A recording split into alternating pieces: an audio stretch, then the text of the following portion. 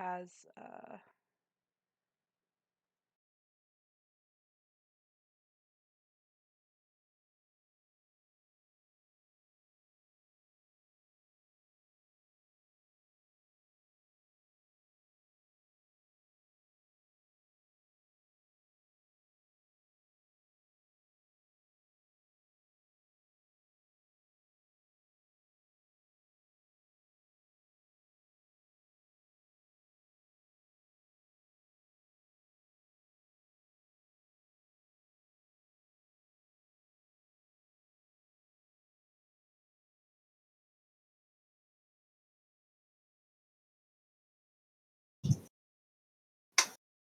I turn off my other light.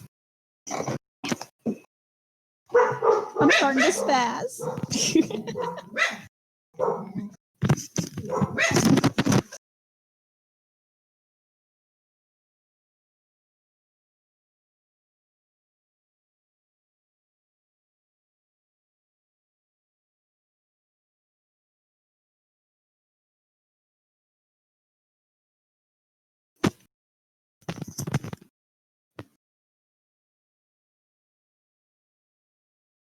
Hello, Peach. What up, Snicker Base? Pepper, yes. Lots of.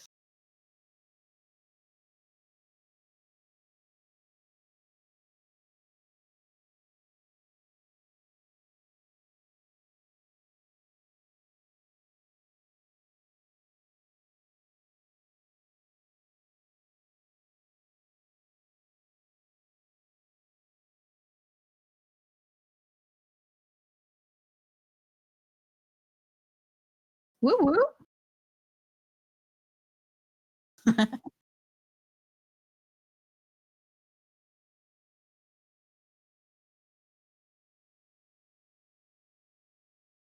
Hey everybody, welcome in. So this last month we have been reading A Simple Favor by Darcy Bell. If you're not a reader, you also would have had the chance to catch the movie on Hulu because it was actually made into a movie back in 2018 with Anna Kendrick and Blake Lively. If you did end up reading both, I'm sure you, like us, noticed a lot of differences. And we're going to talk about the synopsis of the book. We'll do kind of a detailed but brief overview. And then we'll go into the differences between the book and the movie. And I'm really stoked to get into this.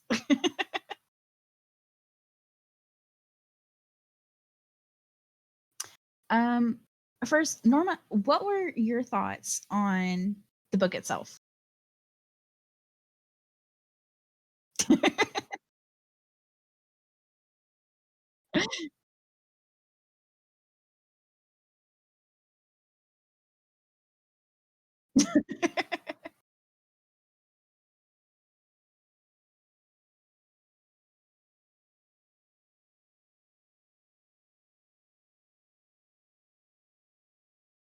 Yeah, you did not like her in the book at all.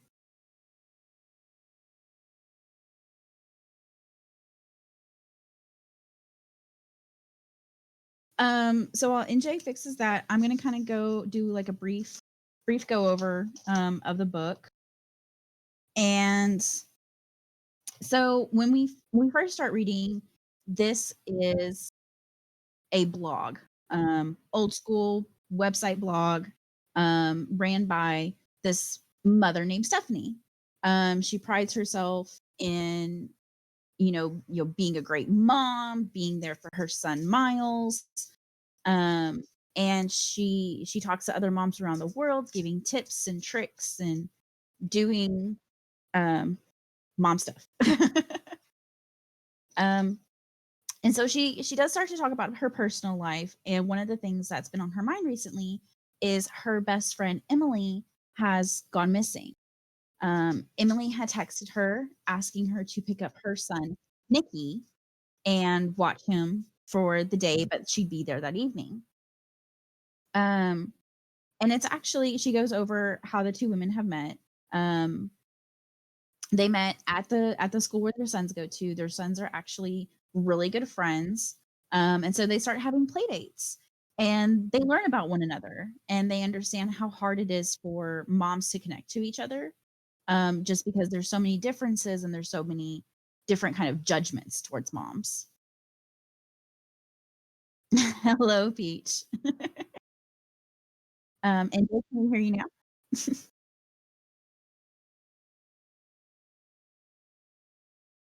Oh no. Testing. Can you guys hear me now? We'll wait. Change your mic settings. I already did, Peach. Hang on a second, Keelan. Sorry, guys. Technical difficulties. Oh, you can hear me. We can't hear you. Oh, Badger, come on. I'm soft. I'm not soft. I'm always hard. Just kidding. Rock on. Okay, what about now? You guys tell me. Also, I'm very sorry. I was very focused on Badger. We're doing good. Getting ready to go over our thoughts on the book. How was you streamed earlier? How was your stream? We checked out. I checked out Macca. Um, the charity streamer. He was really cool.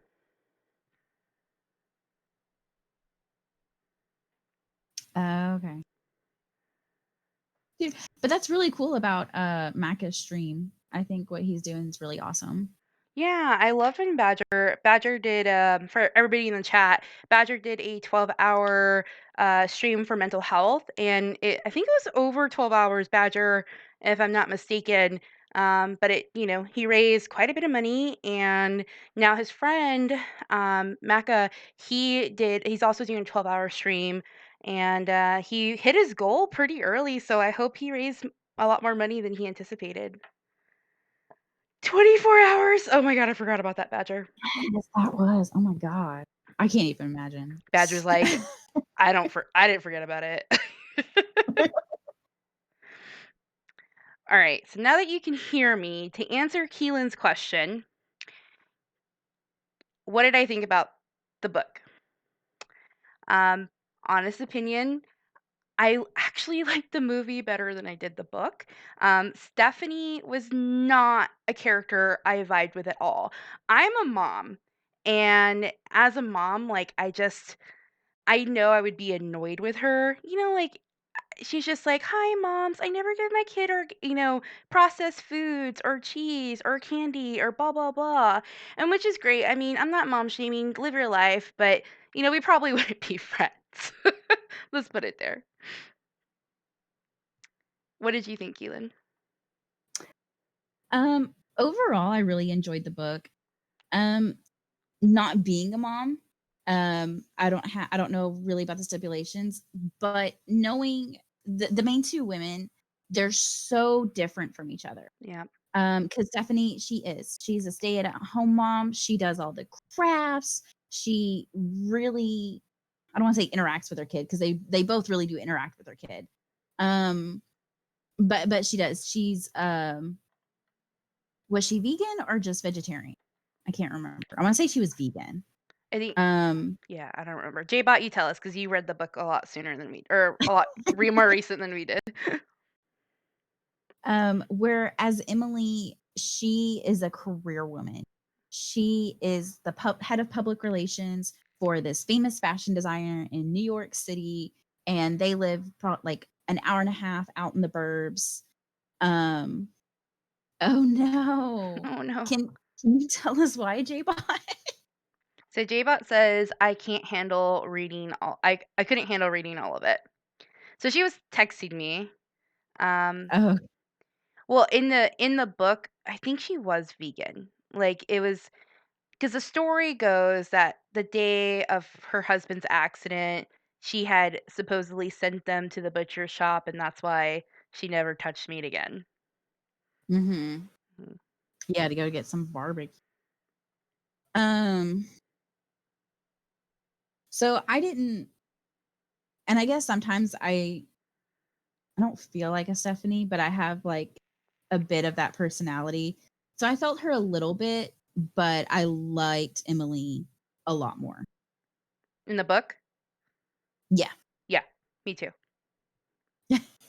She was just way cooler, like, she was this mom that was kind of, like, laid back, but the only thing I really didn't like about her as a character was how she talked about her husband, and I think it Mm. just kinda played to a trope of, like, "Oh, my husband's so annoying," and maybe it's because I'm not yet married, but I hope I never feel that way about Peach. Right, right. Um, so where was they met over their sons. It was a rainy day. Emily comes over because she notices Stephanie doesn't have an umbrella. So she offers her hers, and then she offers to let the boys have a play date. And this is where they start to get to know each other. They end up spending either afternoons together with the boys, Mhm. or Stephanie will go and pick them up and watch them that evening, or they'll even have sleepovers occasionally. And this goes on. I don't know. They don't really put an exact date, but it feels like anywhere from 2 to 4 weeks, right? Yeah, it was within the span of a couple weeks, for sure. Yeah. So, one day, just like normal, Emily texts Stephanie. She's like, "Hey, can you pick up Nikki?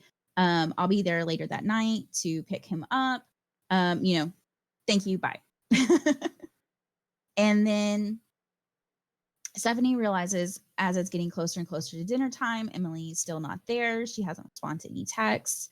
And she actually hold on to Nikki for a few days, with no word communication from either of his parents, actually.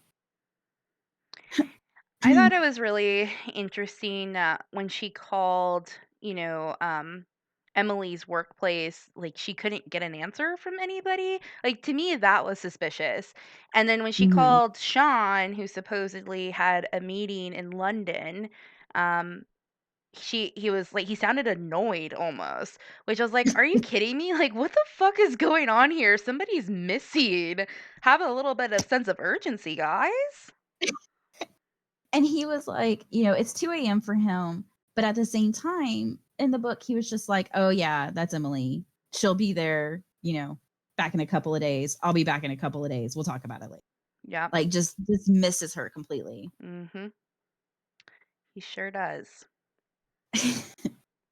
Um, and so when he finally does get back, he realizes, okay, it has been a couple of days. Let's go ahead and contact the police. The police don't really have anything to say. Of course, anytime there's a husband-wife situation, they always look towards the husband. Mhm. And while, we know that Sean was in London, Stephanie is also very adamant about, no, this isn't, you don't look to him. He has nothing to do with this. Um, which was kind of, I guess in the book, it like doesn't really make a lot of sense just because she doesn't really talk about seeing Sean that often. She doesn't really talk to him. She doesn't see him. He doesn't even know who she is. Mhm. Um, but and what's really interesting about the book in this point is that all of the entries or everything that we're reading are all Stephanie's blog posts. We don't really see it from her perspective. We see it from the perspective she gives us. And once we finally do get to see it from her perspective, we see how she edits herself for the online world. Mm. And I think a lot of us kind of feel that way sometimes. Oh, yes, 100% agree. So in her blog, she was super mom, Captain Mom, as Emily and Sean called her in the book.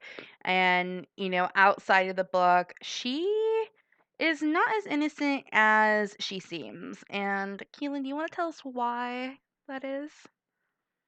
So the first major piece of backstory we get for Stephanie is that when she was in late high school, her father ends up passing away. Her mother's very distraught. She's distraught. Mhm. And all of a sudden, this man comes to their door. Her mother believes it to be her younger husband, a ghost of him, if you will. Come to find out, the husband had had an affair, which had resulted in this half son. So he comes, to give condolences for his dad, to grieve with the family, and Stephanie and him end up getting a little close because apparently they're both the epitome of their parents at their age, and something about that just turns them on. When I read that, I was like, "Am I reading this right?" She was a brother fucker, a total brother Motherfucker. fucker. In the movie, I know we wanted to get through the book, but I really loved how Blake Lively consistently called her a brother fucker. At first, I was like, "Ooh, like that's gross." No, but as the movie Mhm. progressed, I was like, "Yeah, she is a brother fucker. You tell her." Yes. And I think the wildest thing was it didn't just happen that night. It continued for weeks and months. They would separate from each other, kind of lead their lives, and then anytime they came back together, it happened again and again. Yeah, it was So that was real gross, guys. Real gross. yeah. Um, where were we? So while the police are doing their investigation, Sean and Stephanie, Sean the husband and Stephanie end up getting pretty close throughout those weeks. And I think a lot of that is just because, he's taking time off from work to cooperate with the police and everything. Mhm. And she's taking care of the boys. She's constantly bringing them to her house or to his house, making them dinner, just treating them, trying to make things as normal and stable for them as possible. Mhm. Which, I mean, okay, think about your role as a best friend. Like if your best friend went missing, I would try to use all tools I have to try to get their story out. I mean, hello, like crime junkie here. Like I love, true crime, but I don't want my best friend, I don't want anybody, but especially my best friends or people I care about to be one of those people. So I would try to help too. But I feel like she got a little too close to Sean, and especially way too fast. I mean, I could Mhm. never. I could never do that. I mean, grief does crazy things to you. Like they genuinely believed that she was missing at this point. Mhm. And I think it takes about 2 weeks, maybe was it 3? Mhm, Um, and the police actually do end up finding Emily's body. mhm, It not only bears a resemblance to her, but it also has a tattoo that Emily had, and it was also wearing the family ring. can we talk Let's talk about? about this ring for a little bit. Yeah, I was gonna say, let's talk about this ring. Walk us through it, Kaylin. Um, So Emily tells Stephanie that this ring comes from Sean's mother. It was gifted to her as a wedding ring. But Emily's big secret is that she actually stole this ring from Sean's mother when they were visiting her. Um, the mother just put it up on the windowsill before she went to do dishes, and she saw it, grabbed it, and hid it in her purse and took it with her. When she reveals this to Sean on the plane ride home, Sean's like, "Oh, great! We get to tell my mom. We can just mail it back to her. Everything's going to be sorted. Oh, that's awesome that you found this ring." And Emily's just, "No, I stole this. I'm keeping this. Mhm. Let's go have sex in the bathroom." Mile High Club. And they do. And So, do you think that Sean was attracted to the thrill of Emily? Because he in the book he was like, "It's my mother's ring. Like, what are you talking about?" Like I'm not gonna let you keep this ring. She was like completely beside herself that it was stolen. Mhm. Also really quick, Wolf's Realm, thank you so much for those I bits. will. I r- Oh, thank you. yes, those 25 unicorn biddies. Thank you so much. And can I text my dad back real quick? Okay. I'm sorry. Okay, um, I definitely think Sean was entranced by her. Um, because first of all, this is a personality that not a majority of people have. Mhm. And then just to have that confidence on top of it. Anytime somebody, exhibits confidence, the people around them always kind of get a little, and I think Sean described it this way as well. He gets Mhm. spellbound. Well, And she's that's supposedly like a knockout, like in the book. Like she's beautiful. I mean, she's portrayed in the movie by Blake Lively, which I mean, objectively, she's gorgeous. beautiful. Like But I think that, that kinda goes to show you the crazy hot scale. I remember when I was younger and I was talking with some friends of mine, and they're talking about the crazy hot scale, and I was like, "What's the crazy hot scale?" And they're like, "Oh, so it's, you know, if she's crazy, like, her hotness has to match it." Uh, yeah. So, like, the crazier she is, the hotter she needs to be in order for us to deal with it. So I think Sean really abided by that law. Definitely. Hi, Scary. Um, and so that's one of the ways that they end up identifying her body was between the tattoo and the ring. They're certain of it. Mhm. Um, I think at some point Sean mentioned some inconsistencies, but he doesn't really pay too much attention to these. Which spoiler alert, he should have. But You right. so after they end up, doing the funeral, uh Sean and Stephanie end up spending even more time together. Um and it really did feel like in the book that there was still a few more weeks before they let their grief get to them Mhm. and they end up falling for each other. Um, when I'm trying to think of how to phrase this question. When do you think Stephanie felt okay stepping into the role and those shoes Of of Emily's? I think that Stephanie always envied Emily. I think she was cool, collected. She had a job in the city. She was high profile, had a career, and Stephanie, what I guess minimized her being a stay-at-home mom, even though she put up this front like, stay-at-home moms have jobs too. She minimized it to herself, which to me was a Mhm. self-esteem issue, 100%.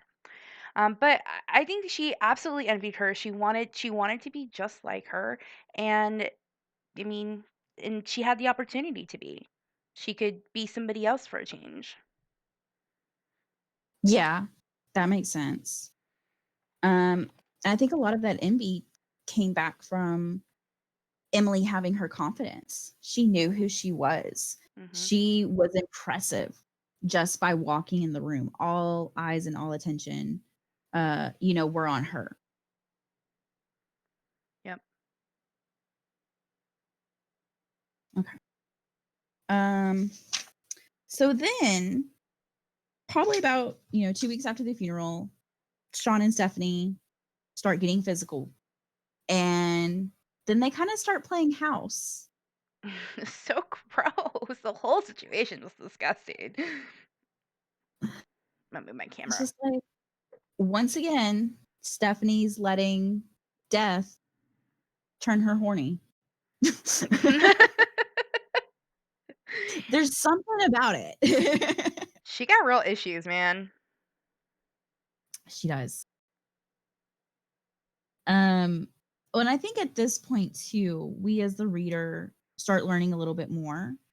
Um, so I don't think we've mentioned that Stephanie is in fact a widow. Um, and she has already lost her husband. It was I think 2 to 3 years ago at this point, and it was in a car wreck. But not only did she lose her husband, she ended up losing her brother. The brother that she fucked. Just saying. Yeah. Not once, not twice, but over years. Um, and they kind of make different little references to when she talks about her husband, um, ways that he did not get along with her brother. They would be, at the neighborhood barbecue, and he would notice them interact. So it kind of gives the reader the idea that Mhm. he had the thought that was happening, but he didn't know for sure. Um, Which okay, and let me just pause here and ask the chat because we have some gentlemen in here. What would you do if your wife, like you suspected that your wife was fucking somebody else, but not just somebody else, her own brother? What would you do? mm-mm. I don't know what I would do if I was in that situation. Right? Because it's I, mm. 'Cause it's a tricky situation. It's like, I love this person, but do they love me? Do they love more than me? And if so, that's a whole nother conversation. I think too, I would want to know. Okay, I think for me it would be a deal breaker. If I got confirmation like Peach said, like if I got confirmation that this had happened, automatic deal breaker, 100% and Jay getting hacked. Well, I don't have anything to worry about, J-Bot. um not one because ill and two it's my brother ill, double ill. But I feel like it would be a deal breaker for me, but then it also, anytime somebody cheats, in my opinion, like, there has to be a reason why. And of course, people work through, situations, of course, but that's a line and a boundary you just do not cross ever. That's no. And especially if you're inviting that person, Hmm. even if it's your half brother, to public events. You're keeping in touch, So if he has this inkling that it's happened before, he probably has a suspicion that it could still be continuing.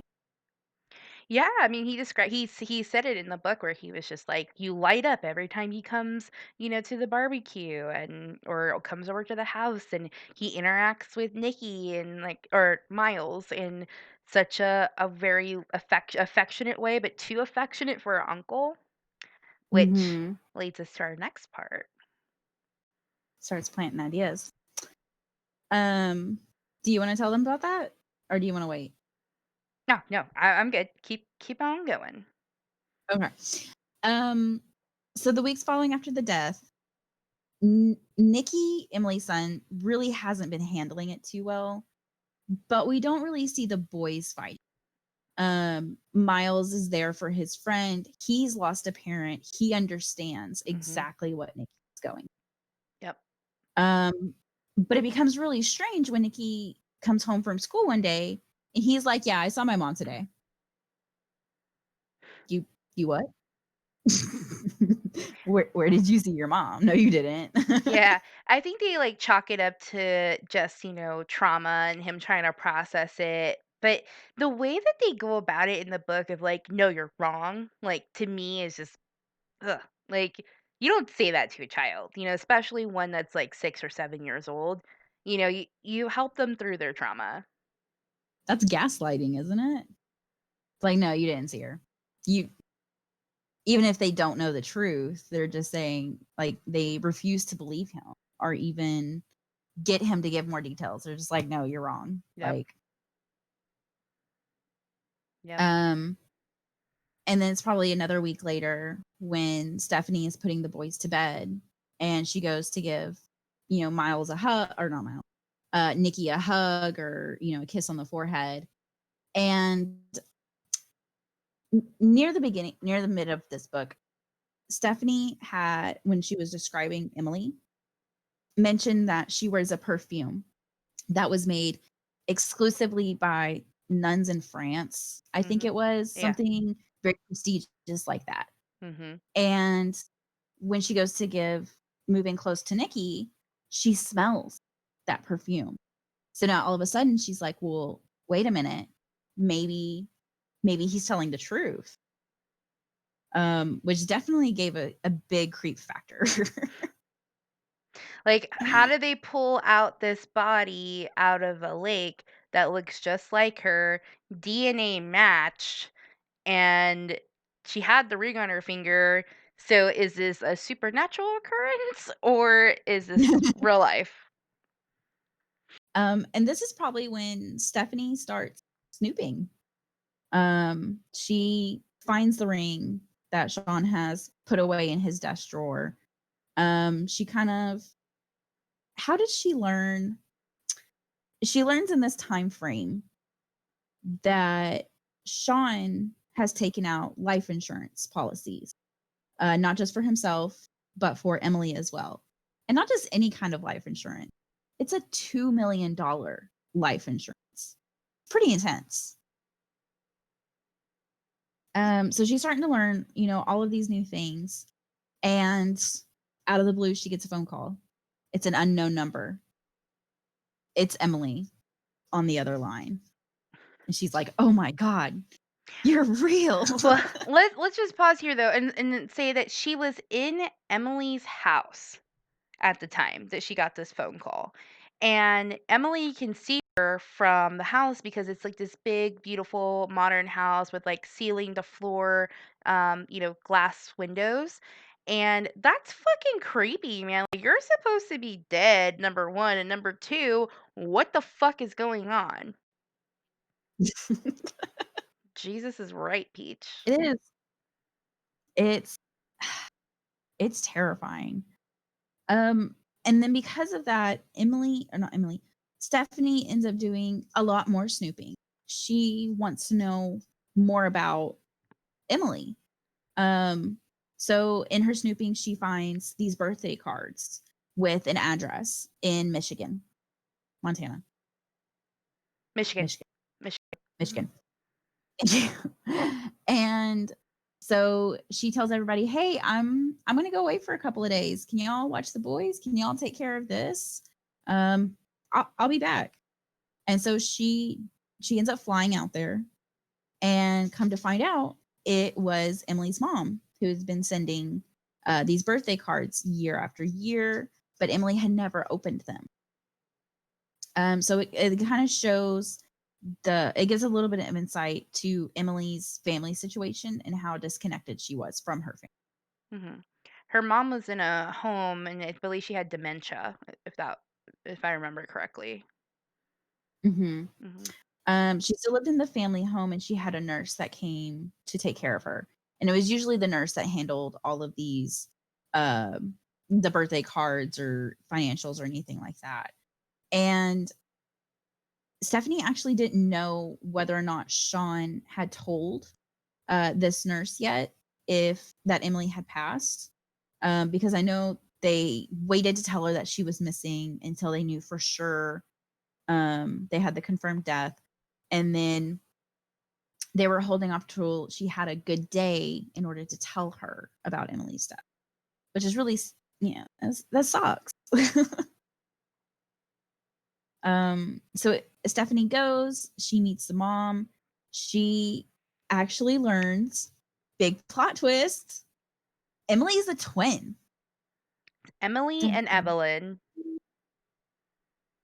Mhm. And these girls, while very similar, were very different from each other. They both had issues growing up, um, with, not only a little bit of authority, but they dabbled in drugs, they dabbled in alcohol, but they were always together. They stuck through everything. Um, and one night they got into a huge fight because Emily had turned her back on her substance abuse, where Evelyn still kind of embraced it. And Emily found her stash in the family home. So they got into this huge fight about it. They ended up slapping each other. And the next day, they went out and got these matching bracelet tattoos, wrist tattoos. So, fact, Peach, that was a movie edition. There was quite a couple of changes in the movie, and you guys are gonna be shook because I know Peach watched the movie, J-Bot didn't finish the book, she watched the movie, so you guys are gonna be shook when we tell you the ending. Yeah. Um, so yeah, she learns all these things. She goes back, back to New York, and she doesn't tell Sean that Emily's a twin. And Sean doesn't know, or he's never said anything about this. So now that, Stephanie's really put it together, she goes back and she gets another phone call from Emily, and Emily wants to meet her. Um, Emily tells her, "We have a family lake or a family lake house up at the lake. I met my sister there." I'm getting feedback somewhere.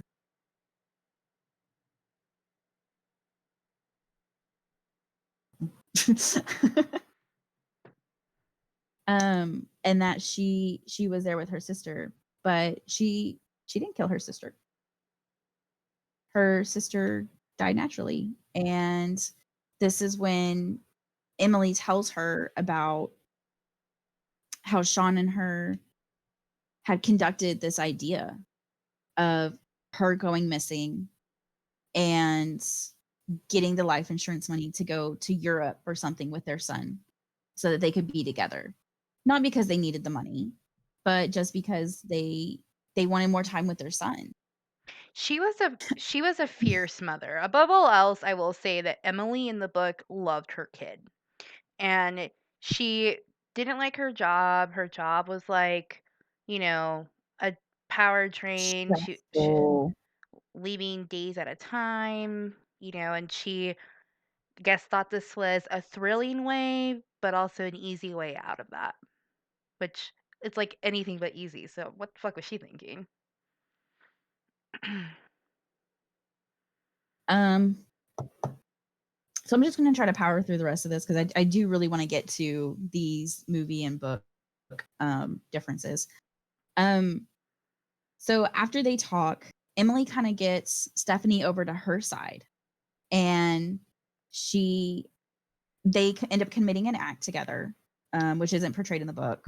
There's been an insurance claim inspector poking around, asking questions, coming back and forth, and Emily coerces Stephanie not into killing him because Emily's already done that, but into destroying the body.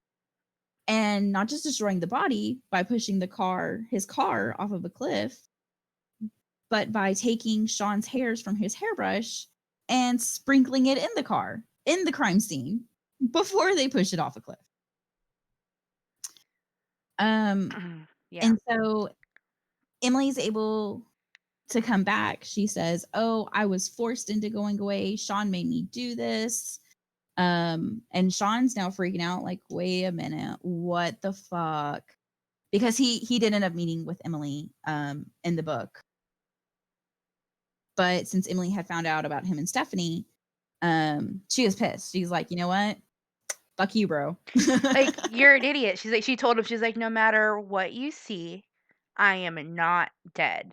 And, Mhm. he pulled the body out of the river or the lake. He was like, "Oh, well, I guess she actually fucking died, so bye. Uh, let me move on with my life in some other way." Al Alan has a comb that he uses or even, like, a beard brush, but that's a really good point, J-Bot. She says, "I didn't know the average guy brushed their hair. My husband doesn't own a brush."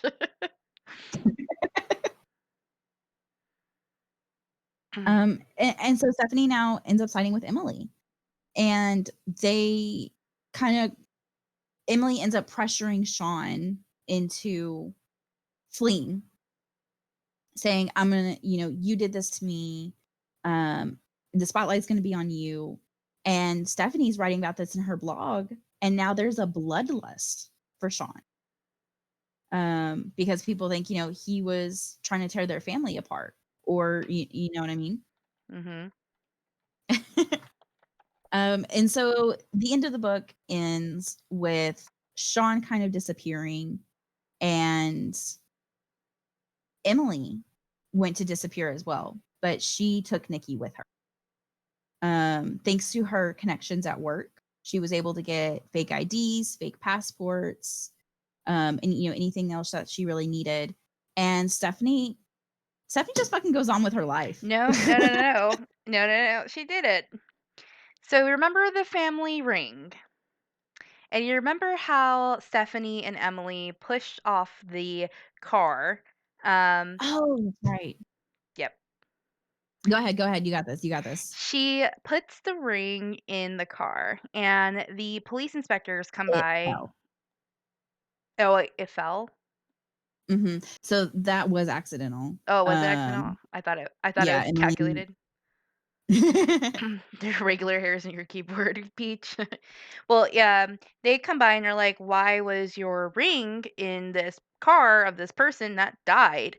And she goes, "Well, you know that ring was attached to another body and it was given to Sean. And who was sitting up in my house all cozy with my husband? Stephanie." So she's like, "You know the address," and basically closes the door and is like, "Bye. Don't know what happened to Stephanie. Presumably went to prison." There you go. Thank you. Sorry about Very that. good. um, So Emily in the book got away. yeah, she and Nikki are able to take off, and well, we don't know, but we assume that they were able to make a new life for themselves. Hmm. So let's All talk about the right, movie. let me get my notes. I rewatched it last night, and I took hard notes, y'all. Go I'm ready. ahead. Go ahead. J-Bot says, "I like the book ending more than the movie ending." I actually like the movie ending a lot better than the book, but we'll get there. Oh, one thing I want to talk about though in the book is I don't think that Evelyn died of natural causes because when they're in the cabin, they get like she's talking about, committing suicide and she's like, "Well, this is my plan." And then she tells her sister, "Oh, I'm going to go out," or Evelyn says, "I'm going to go out and have a swim." And Emily knows that she's not coming back and gives her the family ring to wear. And at that Mhm. point, like, I was so disgusted. I was like, "Oh my gosh." Like, don't get me wrong. Like, I have some contention with some members of my family, but never in a million years would I put a $2 million insurance policy ahead of anybody in my life, like she was a terrible person. Absolutely terrible. And here's what makes that even more terrible is when the girls meet up at the lake house that night. Evelyn, she's high, she's drunk, she's on who knows how many different kinds of pills, and she's telling Emily, I want to end my life. This is going to be the end for me. I'm glad you're here with me, but this is going to happen. And then the next morning the ladies wake up and Evelyn's like, you know what, maybe I was pretty hasty. I really don't want to die anymore. I do want to keep on living. I'm going to keep going. And that's when you because we're reading it, but you can see the wheels in Emily's head turn. You know what? I just need to get her inebriated.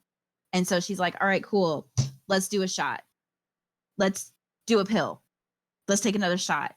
And she just goes and goes and goes. And she gets Evelyn to that point again. And then, yes, that's when, Evelyn walks out. He's like, all right, time to go for a swim. In the And that just movie, makes it so fucked up. yeah, in the movie, Emily actually kills her. She drowns her. She drowns her ass in the lake, which Yeah. is crazy.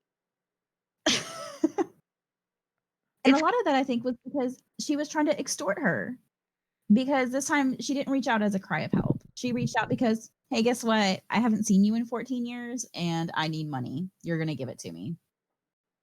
Well, not only that What? is in the movie, like, they built this whole backstory about the girls. So, Emily and Evelyn in the book is actually Hope and Faith in the movie, but they're actually triplets. It's supposed to be Hope, Faith, and Charity, but Charity died in the womb. So then the girls at like a young age, they end up burning down a wing of their house and killing their father in the process. And they end up fleeing after that. And then they change their names, change whatever. Hope, which is Evelyn, she goes on, her path of life, and Emily slash Faith goes on her path of life, or whatever their names were. And so what Evelyn slash Faith or whatever her name was. I get 'em mixed up. She in the movie, she tells her, "I wanna turn my life around. I'm turning myself in, and I wanna let you know." And Emily's like, "You can't do that. You absolutely can't do that. I have a son, and he's my everything. You can't turn me in." So I think it was also an act of desperation and convenience that Emily killed her. Oh, definitely.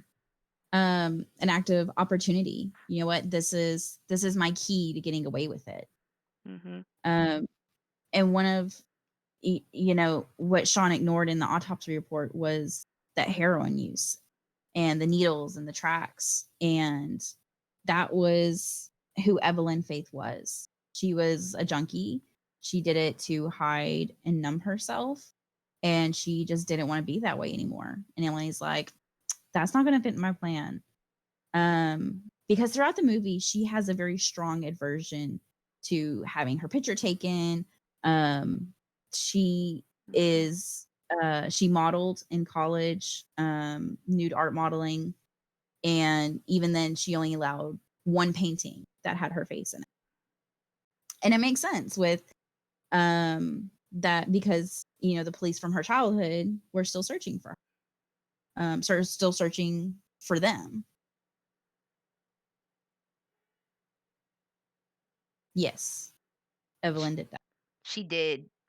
that. um, Really quickly before we go to the next point, I in the book it was just Stephanie, Sean, and Emily. That's the only point of views that we got. In the movie, I love the fact that the other parents were included while all this shit was going on.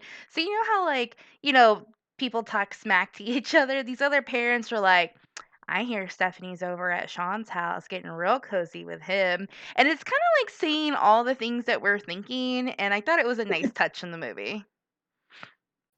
I loved the other parents in this movie, especially at the end. Yes. But I do feel like they changed so much in the movie. And a Mhm. lot of it I didn't really understand why. Changing Sean's job. Now he's a writer and he's an English professor instead of working in investment realty. Um, they just changed so much. Their need for money. All of a sudden, their family's poor. Their you know broke house, money house. What do they call it? Poorhouse? Yeah. And so I guess that drives another need for the money because then they also doubled the money. They made it a $4 million Mhm. policy. Yep. Um, I don't know.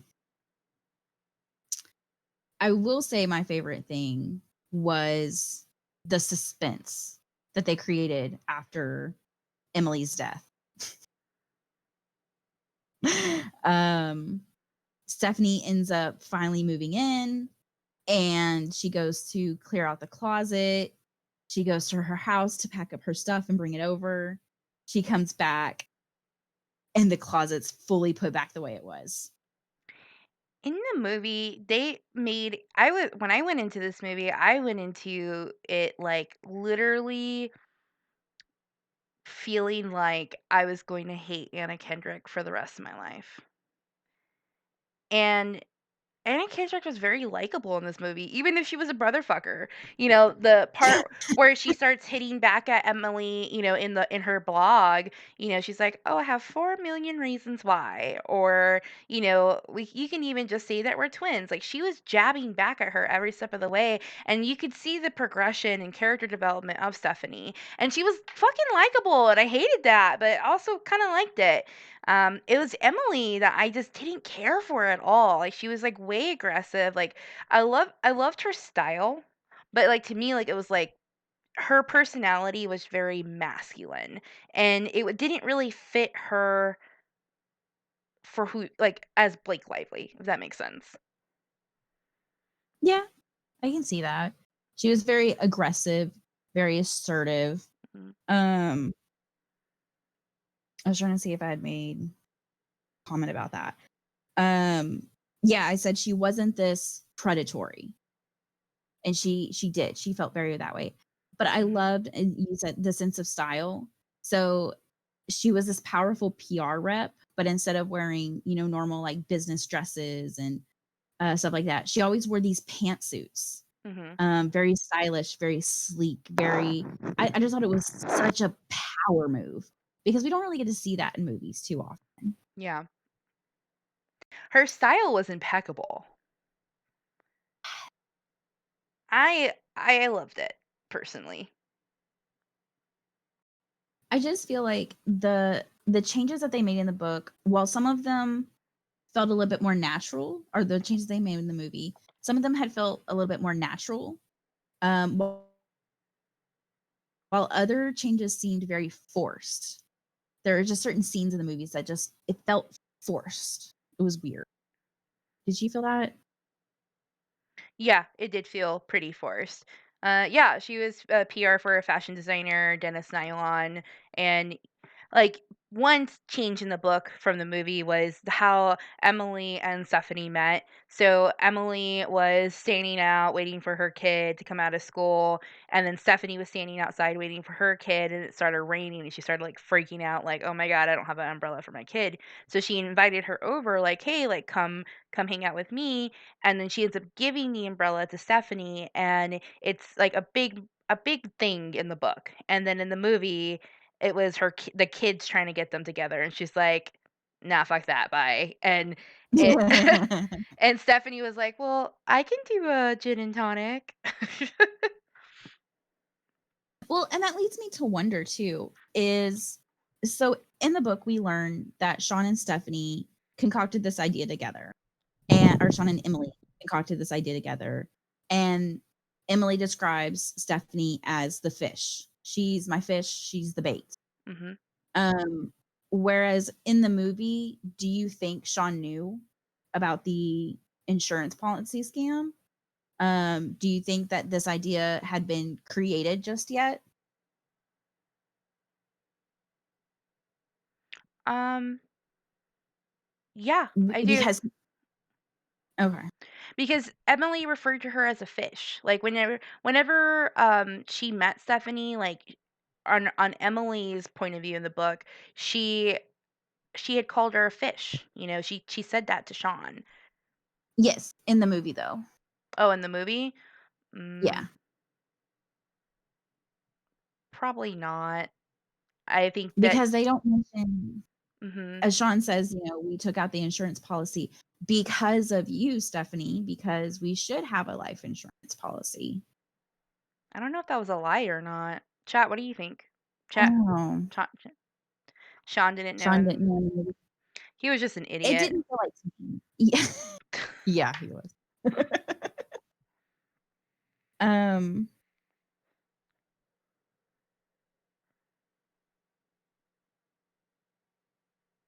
and Ethan or Crazy actually made a comment near the beginning of the movie because the the dad, the other dad, he ends up mentioning, "Oh, that's great, you took the nanny job." And Ethan's like, "Yeah, that's how you get a nanny. You just a doctor." Just incorporated. He was like, "Girl, she doesn't know she's working for free." I loved him so much. The other dad in the class. She does not know that she's working for free. What did you think of the difference of the blog versus the vlog? I liked it. I liked it. It fit better in the movie. It was visual. It was very relevant to the time. I think it did a good job. I think one of my favorite opening lines was when she's talking about the life insurance money, and she's like, "Well, the money's gonna run out in 2020." And I'm sitting here Mhm. like, "Baby, everything ran out in 2020." You're not wrong. You're not Right. wrong. Um, I also felt that Stephanie was a lot crazier in the book, or I'm sorry, in the movie, because when she does go to visit Emily's mother, she does it under a guise of being the cleaning lady. And then she legit starts cleaning this woman's house just so she can try to find some information. I think book Stephanie was a lot crazier because, in the book when she's, touching Emily's things and getting rid of it, she puts on her dress and then she, does her diddles herself on the bed. And it's just so it's so cringe because she wants to be somebody else so bad, and she literally got off on it, and in the movie, she was not portrayed that way at all. Instead, that, inspector ended up coming by, while she was wearing the dress. Yes, ew, Peach, ew. Um, and then I guess my other main question was why change the lake house to a summer camp? Mm, mhm. Did I didn't understand that. I guess because now that the family's poor, they needed for the girls to go somewhere else. I don't know. I think it's probably just to build more material in that, because I kind of feel like in the book, the movie, it kind of fast forward through a lot of the details in the book, like, like the parts about Emily and her husband, and what really happened on that day they went to the barbecue, which basically was the husband confronting the uncle, and Mhm. the husband and was killed them both, like straight up just Yeah. ran him right into his tree in the book, and then in the movie, I think it was like a barrier.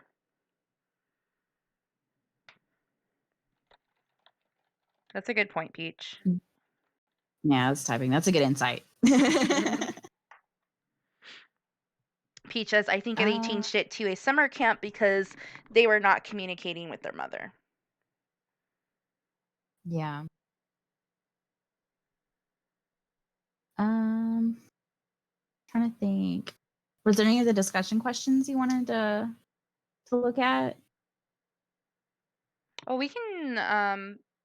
Well, J-Bot didn't read the book, so and Peach didn't either. So, um, we get to. I love. Okay, so let's compare the endings. So Okay. the ending in the movie was, Sean and Stephanie staging this crazy pants, like Stephanie's gonna shoot everybody and she fake shoots Sean. And Emily does not fall for it one bit. She finds the bugs in the house. She's like, fuck you, I'm not doing this. And then Stephanie's like, well, after Emily ends up shooting her husband, Stephanie says, "Well, actually, we're live streaming right now." And Emily's like, "What the fuck are you talking about?" And she has this little button in the middle of her shirt that is like a nanny cam, and she's streaming through her blog. And she basically just confessed, shot her, saw Emily shoot her husband, and the cops are literally, on their way to get her. And then, do you want to talk about what happens then? um, right before that. Um, so with the mics and everything, the cops were originally supposed to already be stationed outside of the house. But Emily takes the chance after finding the mics to call the cops and send them to the other parent's house. And we get a glimpse inside this parent's house. We see the liquor bottles, we see Mhm. the bongs, Mhm. and we see the police invade this house. And it was hilarious. Um, but my biggest question for that ending scene was how did that dad get to Stephanie or Emily's house before the cops? Because their showdown ends up once Emily realizes that she's going live, she's like, "Oh shit, I have to run." And so she does. She runs out of the house. She runs into the street. Her and Stephanie have this back and forth, and next thing you know, boom, it's Regina George all over again. You mess with one of us, you mess with all of us. I love that. So it's like, how did he get to the house so fast? How did he beat the cops there? 'Cause it was Hollywood magic. I'm just gonna have to chalk it up to that. I love that part. It was probably my favorite part of the whole movie, and it really I love how he's, like, totally straight up with Stephanie and says, "We really started watching your blog because we were making fun of you." At least he's honest. Yeah. I can appreciate that. But Stephanie's attitude after the epic showdown, um, just like watching her next vlog segment, she looked like she felt like she was very all that in a bag of chips. And I was Mhm. not feeling her anymore. Yeah. Was not feeling her at all, brother And fucker. then they even gave like these little epilogue, following up with each character. And I loved seeing Emily in prison And with her thriving. braids fitting right in. Made me want to restart with the Orange is the New Black. So, yeah, that was an interesting series for sure, and I'm glad I don't hate Anna Kendrick. I really hated Stephanie in the book. Like it was almost unbearable to be honest with you. And Wow. yeah, it was just not great. And I know J-Bot, in the chat, like she didn't finish the book and she says, "I purchased the book and I really tried." So why was that, J-Bot? Like why didn't you finish it? I want to know. While Jbot is typing that, Keelan, are you good if we announce our next book? I'm ready. I'm ready. Let's show them. MJ, All right. So, what will we be reading to discuss on January the 15th? well, our next book is called Sharp Objects, and I want to show you guys something. This is the first time that we're doing this. Very excited. So, give me one moment. Y'all, NJ has worked so hard on this. It looks amazing. I can't wait for her to premiere it for everybody. Oh, my bad. All right. Wrong button. Sorry, guys. All right. Thought I had this up already. So NJ, while you pull that up, JBot says she couldn't finish it because Stephanie is literally the most vain, fake human being and could not stand reading for 600 pages, having to go into her brain to see things in her eyes, her perspective. Oh my god. Ouch. Ouch. Yeah. Um, Screen share? Hold on a second. Hey guys, one moment.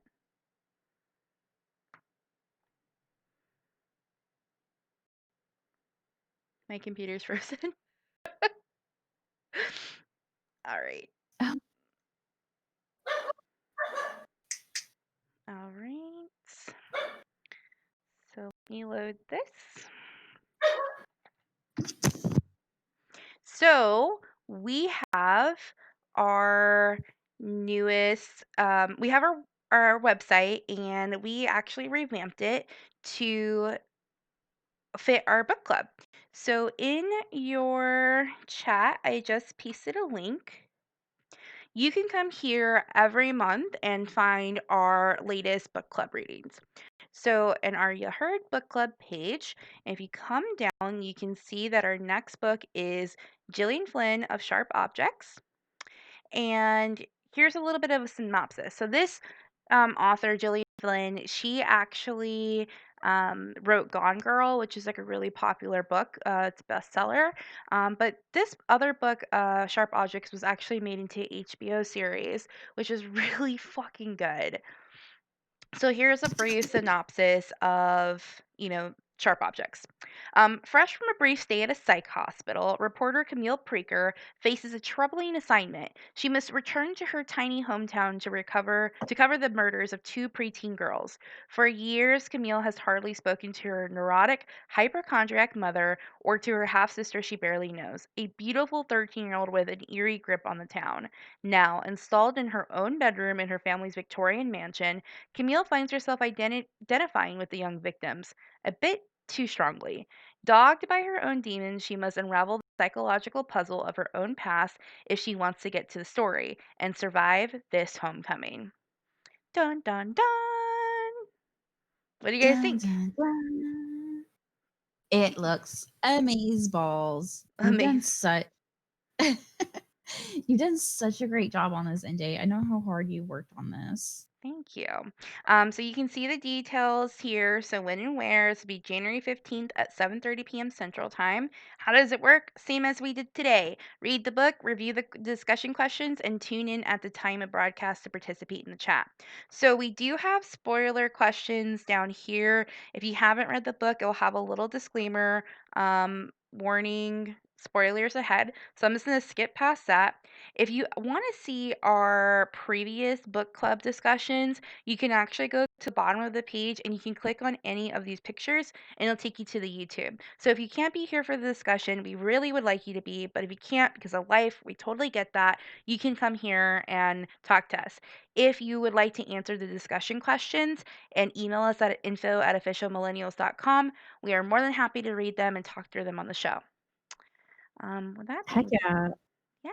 And yeah. that'd be really great too if we can be able to read like people's answers right here on stream. Yeah, that would be awesome. Let me stop screen sharing. Ah, there you go. So, are you excited? Next book club, January 15th. It's going to be a good time. Have you started watching the show on HBO? I have already seen it. And I will say Okay. that it is very close to the book. So, there's minor differences, but it's pretty close. Nice. I look forward to that. I need a new show. Uh, Jay, it's amazing. I don't have to ask you 100 times what book you're reading. You can also find this linked in our Discord and the Heard discussions. Um, and I think, Keelan, is there a command for our book club? No, ma'am, I do not think there is, Okay. but I can start working on it. All right, cool. Well, here's the Discord link. So if you haven't joined our Discord, please join it. We love to have you. But I think that concludes our book club meeting. Keelan, what do you think? I think we pretty much covered everything. Chat, did y'all have any questions about any of the characters? Did y'all have any opinions on the differences from the book to the movie? Now that you know, Um, mm-hmm. Woo-hoo. but pretty much I think that's it. Oh, Check us out. Oh, go ahead. sorry. I just want to show you my huge fucking water jug. Like literally, I can like get in shape by like doing reps with this. Because I was telling Peach, I was like, man, like I have not been drinking enough water. So we like challenged ourselves to try to drink one of these a day. And honestly, like I barely get through like a third of it because it's just so much. But I feel like I have to like hold it like a sippy cup to like bring it up to my face. Oh my god, I love it. All right. Well, what's going on next? We have Naked Pod on Monday. Circle of Jerks on Wednesday. And I don't think we've set the next community game night date yet. But check out our Discord to keep up with that. We always make announcements there first. Mhm. Mhm.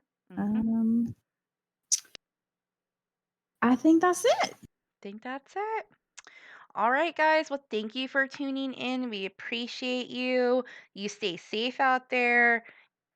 Don't fuck your brother. And we'll see you next time. Bye, everybody.